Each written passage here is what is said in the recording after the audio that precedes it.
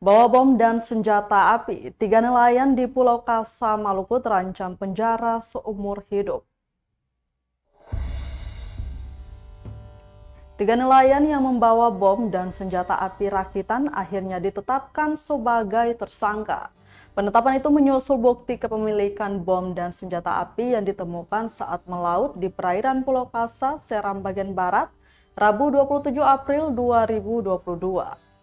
Direktur Pol Airut ujar Kombes Pol Harun Rashid dalam rilisnya mengatakan ketiga pelaku kita telah ditetapkan sebagai tersangka dan sudah diamankan di rutan Ditpol Airut Polda Maluku.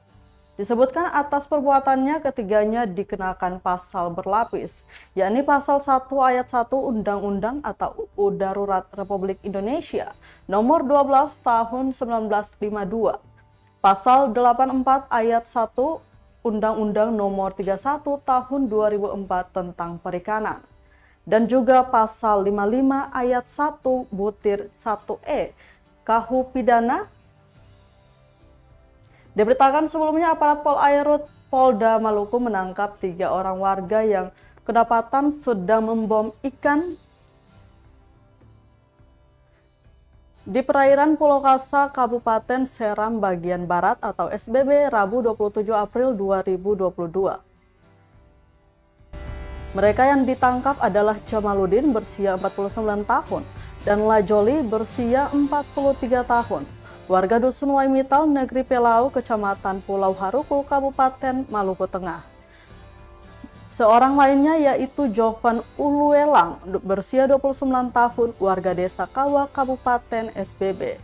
Dari tangan ketiga pelaku, polisi amankan 4 bom ikan yang dikemas dalam botol beserta 4 sumbu, 1 unit longboat Ventura, 2 unit mesin tempel merek Yamaha 15 PK, 1 unit kompresor beserta selang, 2 buah modfish, 2 unit fin selam, 2 unit masker selam, ratusan ekor ikan, dan sebagainya.